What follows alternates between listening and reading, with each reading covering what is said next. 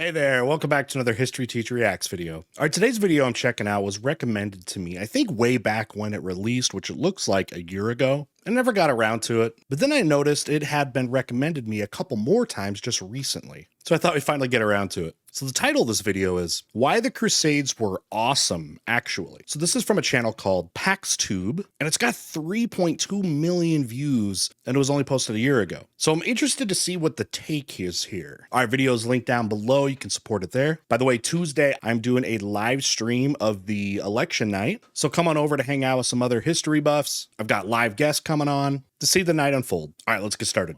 All right, you can see I got my Crusader gear on. I wear this anytime we're doing like Middle Ages stuff. Let's see what's up. In 2005, the film Kingdom of Heaven was released to the world. The film takes place during the major historical conflict between the Christian world and the Islamic world that we today call the Crusades. Beginning in— Well, that one doesn't cover all of them. It kind of covers the Second Crusade, basically.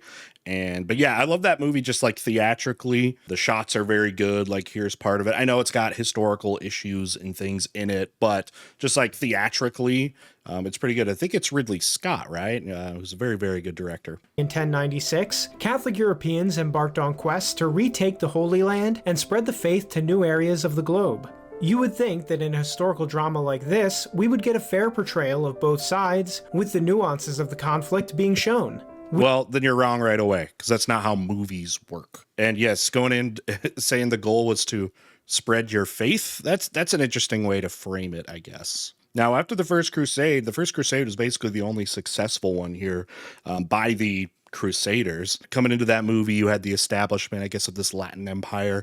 You've got them, trying to hold it down. And if you know the movie, I mean, I don't know how much this is like a movie review necessarily, but Jerusalem's going to be retaken here. So you get that with Saladin. We don't. The film portrays the Christian Crusaders as bloodthirsty barbarians, while their Islamic opponents are shown as intelligent and peaceful. Some of them. Now, it should be said that Ridley Scott, the director of the film, is an atheist, so we can see why he deliberately decided to portray things this way. But regardless of Scott's motivation— Why? If you're an atheist, then you generally feel the same thing about, because you're talking about two religious groups. It wouldn't be skewed, I guess, to one area necessarily, saying this one is, I don't know, religion. I mean, you could say, an atheist could say for sure, like, which I guess religion they think is more harmful in this. But we also know that the Crusades is a lot more than religion. There is a lot. It's land territory. I mean, yes, you're going to have these maybe religious motivations. People talk about, of course, the religious significance of a lot of these lands, but a lot of these lands too. I mean, you had Jerusalem, but also in areas outside of it. So was it some era of imperialism at this time? Whatever. Now, the context here of the Crusades, of course, is, well, first off, the Christians hadn't controlled Jerusalem in centuries. Okay, you got to go back centuries before the Crusades started there. And but some of the other areas around like Turkey and some of those paths, I mean, not to get into whole like history of the Crusades thing, but there are a lot of things, and especially in the Second Crusade and further Crusades, you had more motivations that weren't just religious. I mean, I don't know if the first one would be considered the most religious of them, but you definitely had people coming in. You had mercenary types. You had people trying to get land and fame, and there's reasons for that coming out of what was going on in Europe at this time. But let's go through. I can tell he didn't like that video or the movie. The portrayal deliberately decided to portray things this way. But regardless of Scott's motivation, the portrayal of the Crusades in Kingdom of Heaven reflects how they've been understood by a majority of Westerners for decades. Documentaries like the History Channel's Mankind, The Story of Us single out the Crusades as a uniquely evil chapter of human history. I think of all the wars fought over religion. The Crusades belong in their own category. It is one of the most shameful undertakings ever embarked upon by our species. Okay, I have seen Mankind, I don't know how many times. I show it to my classes all the time. It's great for little bits. The students get into it and stuff. Those clips did not exclusively talk about what the Christians did as being bad. He said, in general, I've seen that countless times, saying that it was brutal on both sides, and saying the biggest shame they were referring to in that episode was the use of religion for it. So this was completely cherry pick. Okay, I'm starting to see this is kind of interesting. We got kind of a hot take, and I'm ready for it. Okay, is this why this thing's popular? Is this why it's been recommended me for the past year? God, we're only a minute in. all of these cases, the same narrative is presented. One day, crazy Christians decided to attack the peaceful and enlightened Islamic world just because they could. The events are held as a staple of why we need separation of church and state, and why Catholicism should have no place in government. We're led to believe that if Christians have power again, they'll start unnecessary wars of religion, just like the Crusades. Well, that period of time, up until the Crusades, Seljuks come in and did mess up a lot.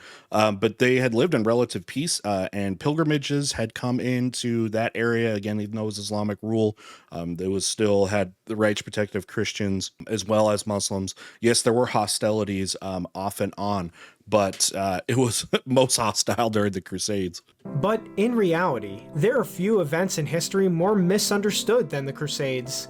This is why I'm making this video. Let's hear the facts. The popular understanding of the Crusades is dead wrong, and I'm here to explain why. Wrong. In this video, you'll it's one of the most covered subjects in history. We'll see if he's got anything groundbreaking here, but we'll see. Finding out why the Crusades were not only morally justified, but were actually a historic achievement. Buckle up, because there's a lot to cover. Okay. Let's try. So I mean, I'll find out here, obviously here. Is this clickbaity? I have no idea who this person is or what their background is. But is it supposed to be like that? Was that the deal? I mean, we'll see. Okay. So, all right. So justified and a success. That is an interesting thing, because that's something you never hear, is that the Crusades were a success, especially if you're talking about the Western perspective. 600 AD, all right, you're going to get what, birth of Muhammad, etc. Travel back in time to 600 AD, roughly 500 years before the First Crusade. Right. This is a map of the Christian world at that time. All the highlighted areas show where Christianity had spread and become the majority religion. Wait a minute, is that the Middle East and North Africa? Yes, it is. Yep. These two areas used to be Christian. People today think of these as Muslim lands. Well, there's non-Christians too. Everybody here was not a Christian. It was ruled by maybe like Christian governments. You're talking about like the Byzantine Empire here, talking post, like Justinian. So even at this time, Christianity has also been divided. Okay, not officially. You're going to get the Great Schism in 1050, about 1050. Muslim lands, yeah, that didn't exist because Islam didn't exist yet. But to say that like there was just like they didn't believe in things, you had actually quite a diversity of a lot of different beliefs at this time. There was, others. But that was not always the case. It all began when Christianity spread far and wide after being legalized by Emperor Constantine the Great with the Edict of Milan. This led to the Christianization of both the Western and Eastern Roman Empire. Even as the western part of the empire fell to barbarians, Christianity remained, and most of the barbarians also converted. So if that happened in Europe... eventually. Okay, that's going to be a lot of that with the Franks, but that's not the point here. What happened in the Middle East and North Africa? In the mid-600s, Arab warlords sprang out of the Arabian Peninsula and began conquering everything in their path. They brought with them their own religion, Islam, and unlike European barbarians, they did not convert to Christianity. The Middle East at the time was dominated by two plenty had before that. The area was quite diverse. Arabs, though, mostly like a lot of polytheistic beliefs amongst those first people. But a lot of those first converts were, again, people of pre-Abrahamic beliefs, but also, Jews. Some Christians converted as well. So, there's a lot of converts as well to go along with military conquests. Powers, to Christianity. The Middle East at the time was dominated by two superpowers, the Christian Eastern Roman Empire, or the Byzantine Empire, and the Zoroastrian Sassanid Empire. Unfortunately for them both, they had just fought each other in a gigantic war lasting 25 years and had drained themselves of key resources. And the Persian, like their state was Zoroastrian. That was kind of their the origins of their power. You can see that going back for a long time, but also a multi-faith empire as well. But yes, that time was these two sides had been fighting for centuries at this time. It's one of the things that led to actually the Arab conquest successes was, going into these areas that might even be seen as liberators. There were areas that saw Muslim groups coming in through conquest or whatever, but a lot of them came in and were kind of perceived also as liberators, especially in both sides, basically, of both the Byzantine and the Sasanian part there. But again, it's very diverse. There's a lot of different ways that a lot of this stuff happened. Because of this, neither was prepared for the invasions that hit them. That's true. The Byzantines lost all of Africa and the Levant, while the Sassanid Empire collapsed completely. The most important loss for the Christian world, though, was the loss of the Holy Land. By 900 AD, Islam had expanded, by conquest, all the way to France and southern Italy. I would not call that their biggest loss. That would be losing Constantinople or even Rome at this time. So, and neither of those happened anywhere near this time. So, yeah, I mean, these Muslim people also believe, though, that in the same stuff that they believed about Jerusalem. All right, they're Abrahamic. They're coming in saying, yes, this was the home of Christ, and all the other dealings that go with, the like Old Testament as well. Big difference, obviously, for Muslims is not seeing, like Jews do, though, but not seeing Jesus as a Messiah character, but as, a prophet, going to be sacred to them going into it. Now, I'm not going to moralize about this. Conquest and wars of expansion have been common all through history, and Islam followed in that same mold. However, Islam did take things a step further with its concept of jihad, or holy war. Muhammad was a conqueror who took slaves. Some of this, would you guys say the Franks, like with their conquests and spread of Christianity, of that was like a Christian version of that in some way? I mean, with jihad, kind of holy war, definitely an argument there. Necessarily unique, right? And Islam has sought to emulate his example ever since. As a side note, this is also why slavery has always been common in the Islamic world and continues to be practiced there to this very day. But regardless of the morality of the Islamic slavery, historically, slavery allowed in the Islamic world. Big rule for that, though, is you cannot enslave another Muslim. Weren't necessarily always transmittable by property with the chattel slavery that you might understand. But yes, slavery permitted. Yes, that is true. Conquests, they were, nonetheless, invaders who invaded the Christian world. Christians in conquered lands were second-class citizens, and many were taken as slaves. Christian inhabitants had to pay an enormous tax called the dhimmi tax, and their churches were often shut down. Christians conquered that area as well. They conquered it before. Because of Islamic policies, over the centuries, Christianity in the Middle East and North Africa shrunk from a large majority to a tiny minority. But it actually gets even worse. I mean, yes, we know that conquest is kind of everything. So before, the Muslims had conquered it. You also had Persians there. You had the Roman Empire there. All, the Roman Empire was Christian by then, and with the Byzantine Empire, obviously Christian, conquered that area as well. During the days of the Roman Empire, the Mediterranean Sea was a breadbasket of commerce and trade. The Romans had successfully stamped out piracy and created some of the safest waterways in the entire world. Islamic piracy brought all of this to an end. From bases in North Africa and the Middle East, they turned the Mediterranean into an unsafe hellhole. This crashed the European economy and made Europe a miserable place for commerce for almost 400 years. Okay, I want to see this. A lot of it will kind of be hijacked, I guess you would say, in a lot of way. For centuries, Arab traders were the middlemen of trade in the entire oceanic world. The Indian Ocean basin was the same thing there. It was extremely efficient at that time. But yeah, so I kind of wanted to see, though, what he's saying here with this article. So Byzantine Empire struggled with incursion from invading Muslim Arabs in the 7th century, leading to fierce competition to build up a fleet and war galleys of increasing size. Soon after conquering Egypt and Levant, Arab rulers built ships highly similar to Byzantine dromons, with the help of local Coptics, okay, blah, blah, blah. By the 9th century, so this is what he highlighted, by the 9th century, the struggle between Byzantines and Arabs had turned the Eastern Mediterranean to a no man's land for merchant activity. Arab culture was built upon trading activity. It was their livelihood. And yes, battle for trade routes has been something as old as time. 100 years. Islam's so-called Golden Age came at Europe and Christianity's expense. This is the true reason that many consider the years 600 AD to 1000 AD a dark age for Europe. They call it that because a lot of the Greco-Roman classics were being ignored in Europe. It was actually the Islamic world under the Abbasid Caliphate that preserved that stuff until it was reaccepted into European society with the Renaissance in the 1314 and 1500s.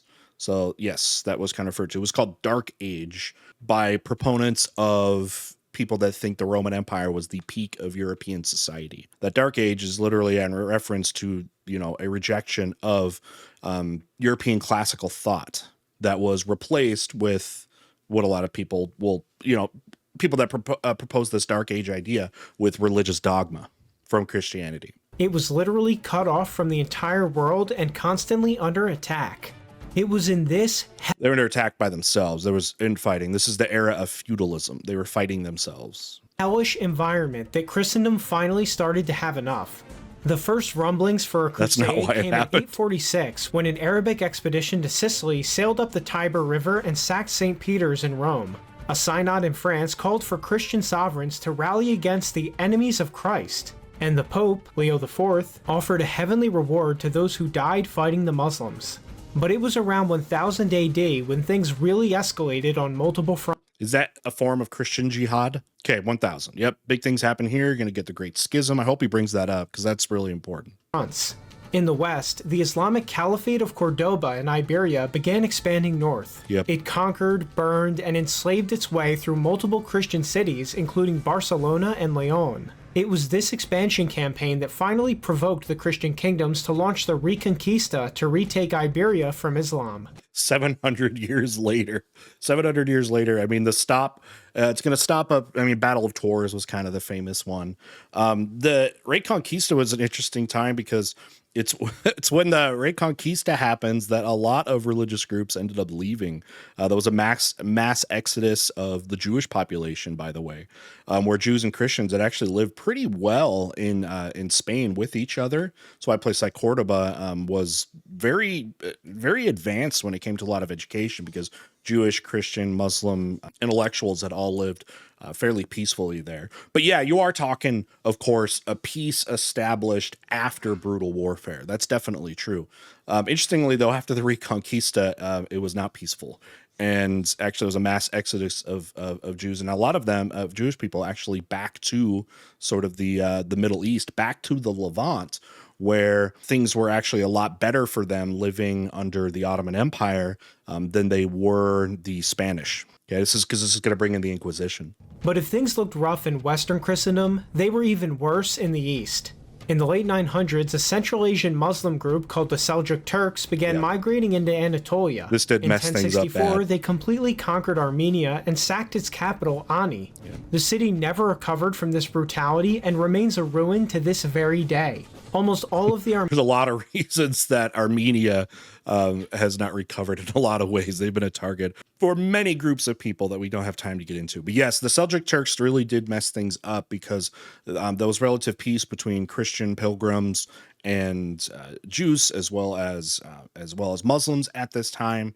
They did mess things up for sure because it became violent, especially on some of these pilgrimage routes and things like that. I mean, the Muslim groups that had come and kind of governed here in the Levant had a lot of reasons to actually want to protect, like, religious pilgrimages because you could tax it. You could make a lot of money off of it. So it was pretty well protected. But yeah, the Seljuk Turks did kind of mess things up. Armenian population had to migrate southeast to Cilicia, creating an entire new kingdom called Cilician Armenia. In other words, Islam had made the Armenian homeland unlivable. The Turks then turned their expansion into the Byzantine Empire. They began invading western Anatolia in droves. The Byzantines tried to launch counterattacks, but were ultimately defeated at the Battle of Manzikert. Right. After this defeat, Turks began mass migrating into Anatolia, completely altering its demographics. Another region of the Christian world had just become Islamic by force. Here's how historian John J. O'Neill describes the circumstances. These, then, are the major political events which prefigured the First Crusade. True. Within a span of 35 years, the Turks had seized control of Christian territories larger than the entire... Man, he just lumped in all Muslims together. with that, like the Seljuks. And then you had previously like the Abbasids, like very different. They were enemies of the Abbasids. The Seljuk Turks were enemies of the people that were there as well. They were enemies of many different people, but he lumped all of them together there. But is not lumping in all Christians necessarily together, because you had the Byzantines, you had the Catholics. I don't know if there's a lot of consistency there. All right, this video is interesting. You can see there's definitely a motive here. Again, I want to understand maybe his background too, gonna understand his POV. Region of France, and now they were a real Let me go back of Christian territories larger. Go back to the whole quote. Within a span of 35 years, the Turks had seized control of Christian territories larger than the entire region of France, and now they were a real threat to Europe. Now by this point, the Byzantine Empire realized it was incapable of stopping the Islamic hordes by itself. Right. Emperor Alexius Comnenus made a desperate appeal to the Pope and Western Christendom for aid. This was a major deal, because Eastern and Western Christendom had been in schism for almost 50 years by this point. Yep. The Catholic Pope and the Orthodox Patriarchs did not get along, to put it lightly. Right. But the issue had become that serious that they were now willing to cooperate. The Pope was willing to cooperate because he also wanted control over the East. Basically, losing the authority over those Christians in the East officially was a major motivation. It was a win-win situation with that. I don't know if it would be nearly as much, just solely about Islam if this was, because this could happen. There could have been a crusade before the schism, and a better one, and probably one that had done a lot better.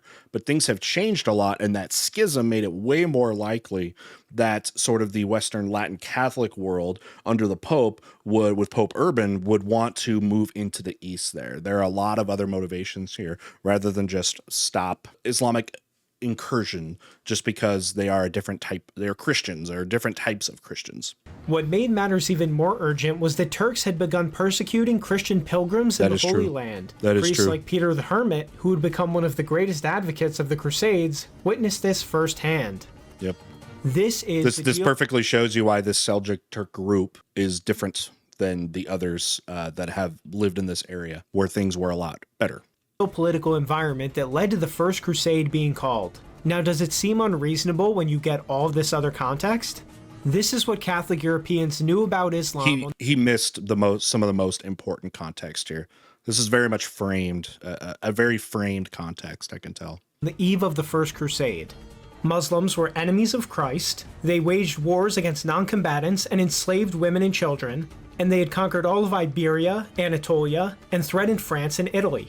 Not by that time. That time it had ended by then, but yeah. It was important that this all happened at the turn of the first millennia. By this time, the elites of Europe were finally starting to become much wealthier and better educated. They were developing a much stronger grasp of history and world affairs. Europe was safer and more... That's because the population's increasing. After the fall of the Roman Empire, so we're talking 500 years before this, there was about a 90% reduction in population as a result of a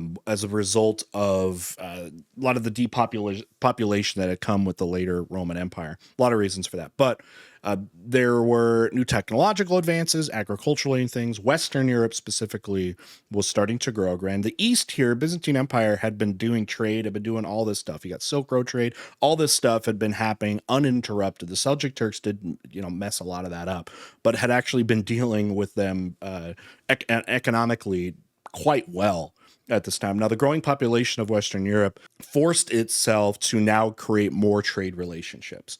And obviously, your trade relationships are going to extend into your neighbors, which meant, okay, different Islamic groups. And like they were saying, a lot of the trade was going on. There was a lot of favorable trade still going on in the Mediterranean. I know you did talk about how it was kind of messed up because, yeah, they were fighting for different trade routes and things. But you have to understand, healthy trade is still important.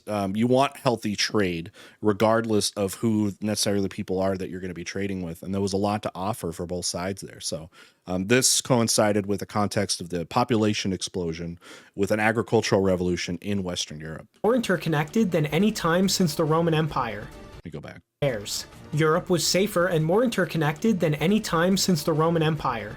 They were beginning to truly understand just how much damage Islam had done to the Christian world, and how much of a civilizational threat it still represented. Not Western Europe. They're very ignorant to this stuff. All the pieces were now in place for the Crusades to be launched. Okay. In 1095, the moment had arrived. Pope Urban II called for the First Crusade to retake the Holy Land and drive back Islam. It would be the first of many. An excerpt from Urban's crusade speech reads, "Your brethren who live in the East are in urgent need of your help, and you must hasten to give them the aid which has been promised them. Shared this The document heathens have killed many every year and they for have many years in my destroyed classes. churches and devastated the Greek Empire. If you permit them to continue with impunity, the faithful of God will be much more widely attacked by them. On this account, I, or rather the Lord, beseech you as Christ's heralds to publish this everywhere, and to persuade all people of whatever rank to carry aid promptly to those Christians. Let therefore hatred depart from among you, let your quarrels end, let wars cease, and let all dissensions and controversies slumber." Now, what's interesting with this too is that it's going to be these lords, that especially come out of like the France and what today would be like Belgium region, that are going to end up leading this. And again, there's a lot of motivations for people to come into this. And you can read this in the letters with crusaders out there of all rank too. I mean, even nobles. You had primogeniture laws, which kept basically any male that wasn't the firstborn in a royal family did not get to inherit the land of their family. And so with that, to keep your kind of lordship, there was also this idea that you're going to have to go and potentially conquer it as well. So again, but the First Crusade, you could say, had decent religious motivation there, but there are so many social and economic ones. And for the Pope here, this is a way also for him to gain sort of authority and influence over there, because he has no political, doesn't have a lot of political authority of a lot of these groups. This is still the era of feudalism. Now, there is the kind of consolidation of power happening at this time. You're starting to get more of the creation of the European states that we start to think of here today. And this was a way to be able to kind of unify people. There's a lot of different things that could weaponize this. And the Pope definitely knew that for sure. But let's remember, trying to heal the schism, that's a major part. Big reason why a lot of this wasn't happening earlier. Yes, you had the Seljuk Turks there, but in his framework about how these Islamic groups were always bad from the beginning, there was plenty of motivation to have a more unified and probably a better executed crusade years before this if it had not been for the schism. It's important to point out how Pope Urban's speech emphasized not only the defense of Christendom, but also the end of internal wars between Christian kingdoms. The Pope envisioned an international brotherhood of Catholics who fought not each other, but their external threats. That he will see over, although there has been a split and the East rejects all authority from the Pope. See, this is where we're getting to those other motivations. In any case, the call for crusade was extremely well received. The news spread through all of Europe like wildfire. Yep. Tens of thousands of faithful Catholics all across Europe answered the Pope's call. Lowly peasants, ambitious knights, even kings. Yep. French, English, Flemish, German, people from all walks of life and all nationalities were inspired to fight for Christendom. It's not really appreciated how much of an accomplishment that this alone was. It's really something entirely unique in human history. The Catholic... Another thing that recruitment would not have happened without the feudal structure, and how the European way of life and social structure was so rigid that for so many people coming on this crusade, it was seen as the only way to have any kind of social mobility. The Catholic Church had created a multinational network that united Europeans of all stripes and ethnicities the Church did not under run a it. Common faith with common goals. But the Church did not really organize this. This was led by these guys, Raymond of Toulouse and Robert of Flanders and etc. These other guys. So many different European... The Pope's not out there. ...types and ethnicities under a common faith with common goals. So many different Europeans being united by one religion and engaging in a civilization-wide struggle had not happened before and has not happened since. But it should have. It could have. Catholicism achieved what hundreds of other religions and ideologies could not. And perhaps this guy's Catholic, right? I'm not saying that's a bad thing or anything like that, but that's kind of what I'm thinking, the perspective of this. Is he a Catholic? Perhaps this is why our modern secular system demonizes the Crusades. Oh, secularism bad. He already took this totally out. He didn't watch this episode. Did every crusade always go the best it could have gone? No, of course not. Some crusades were huge successes, like the Reconquista, while others were dismal failures like the Fourth Crusade. But even the failures are That Reconquista brought in the Inquisition. It ended up being terrible for people outside the in-group. And the Fourth Crusade, total disaster. We all know about that. That's when Christians are fighting. He's ignoring ignoring the Fourth Crusade. That is like the exact opposite of what the Crusades were supposed to be. Start attacking each other. They're not unified. That was not a success. That's an epic failure. While others were dismal failures like the Fourth Crusade. But even the failures are understandable in context. Which destroyed Crusaders were going halfway the Eastern across Christian the world world to fight unfamiliar enemies on their own home turf. The logistics of the Crusades alone were a monumental undertaking. And despite all these challenges, the Christian forces still often came out on top. The First Crusade could really only be qualified as a roaring success. Crusaders defeated almost every Muslim army they encountered and captured Jerusalem. For the first time in hundreds of years, the Holy Land was back under Christian control. Not for long, man. That was within a few decades. It's going to happen within one generation. Some of the old heads, they talk about when some of the old heads, we should say, where the story has been passed down about like how that siege of Jerusalem went. A lot of primary sources. I do actually pretty good size activity where students read a lot of the sources there, and like what happened there at Jerusalem was, very bad. And I get it, it's war, whatever, you can make those cases, but especially brutal for a lot of these civilian populations, which definitely gave a heated response in the Second Crusade. One of the things that people will talk about with like Saladin or whatever, and what ends up happening is when Jerusalem's going to be retaken, because the Latins there, they can't hold on to it anymore, was offered a deal, basically a peace deal, that anyone that wants to leave freely, you can. And that was actually disagreed on by a lot of people within those that were advising people like Saladin, because they know what happened that first time when Jerusalem was taken. And of course you can go back, okay, what about when Jerusalem was taken the first time, like way back when you had that? And again, you had some Christians there, but again, a lot of other people were there, basically saying that, like letting them just go out peacefully. Again, I'm talking about this perspective of people that dissented against Saladin within the Islamic community, citing how bad things were for Muslims in that first crusade. But Saladin ends up offering basically a escorted exit pretty much out of Jerusalem.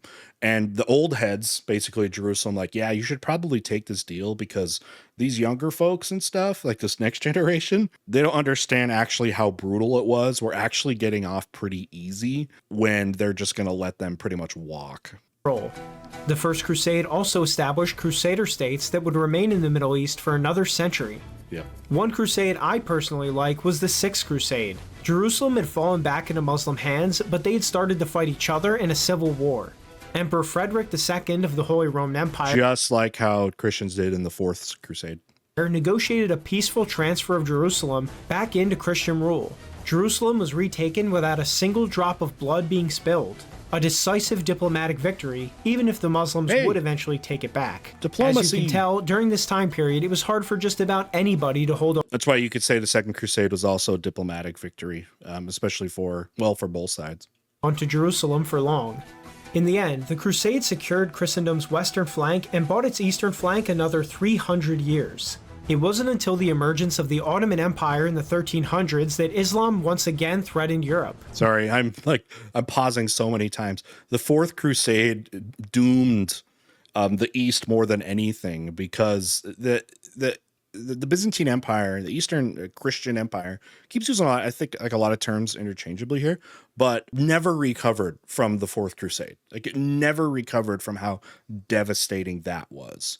That's the biggest thing that ruined things in the Eastern area of Christendom, was the infighting. But even when that happened, Crusaders once again went out to stop them. The Crusade of Nicopolis and the Crusade of Varna are two big examples of this. While they didn't succeed in stopping none of them matter. They don't matter. They did show that Christendom was still capable of uniting to fight common threats in the name of God. No, they weren't. And in the end, 300 years later in the 1600s, Ottoman power would be broken by what was basically a crusade. The Christian Holy League of Austria, Poland, Venice, and Russia united to defeat the Ottomans and drive them back from Europe.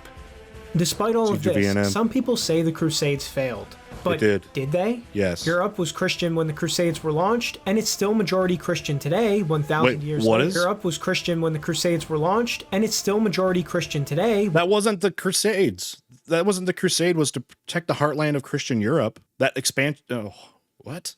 Okay. If is he now bringing in like the Ottoman Empire was a crusade? Like they're saying that was the Crusades. So I guess again, if you're there's so many different groups interchangeably being used here. That's not what people talk about with the Crusades. I guess if he wants to talk about the Ottoman Empire moving into southeastern Europe, yeah, and there was some unification there for sure. He is right there. 1,000 years I think we're later, redefining terms. although it is secularizing due to modernist ideologies. Ironically, it's only after the Pope lost his power to call crusades that Christianity started to decline in Europe. No. But when we look back at these wow, events, he's history oh shows man, yeah, okay, he's definitely Catholic. He's a big Pope guy. Okay. Of some extent, maybe he's not practicing Catholic, but whatever. But yeah, that's the vibe. Not a shameful chapter of Catholic history, but the total opposite. The Christian world defended itself and spread the faith abroad after hundreds and hundreds of years of abuse. And that, ladies and gentlemen, is why the Crusades were awesome indeed. This has been Pax, and thank you so much for watching. Right. If you'd like to see more videos, please consider supporting the channel. Also, leave a comment letting me know your thoughts on everything. As always. All right. So I haven't seen the comments on this original video.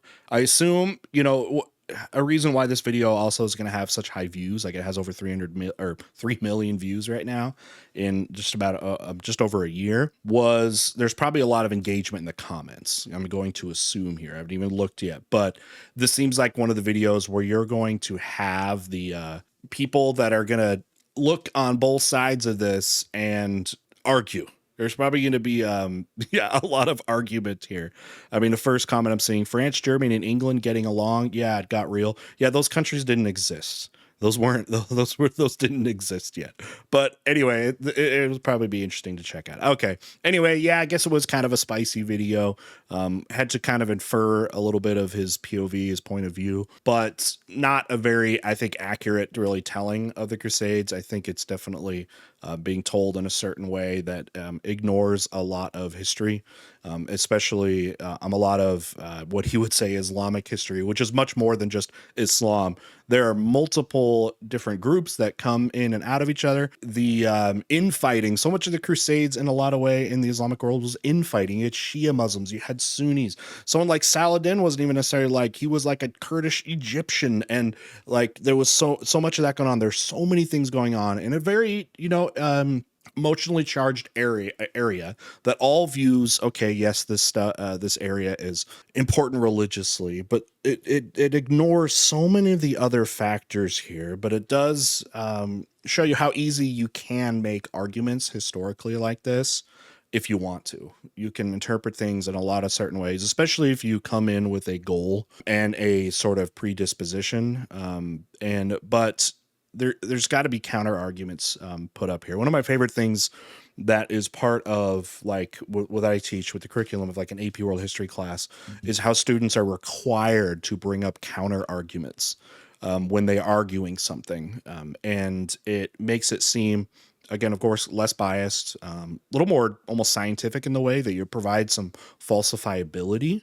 And a lot of that really lacks with kind of this video essays and things, is that idea of being required to sort of bring up, again, counter arguments and those type of requirements. But again, it's also put out publicly, and you got 35,600 comments here. And I guess in a lot of way, there's your peer review. So with that, I think I said enough. What do you guys think of this video I just watched? Let me know. Maybe I'm off on some things, whatever. Let's see what you got. We'll see you guys later.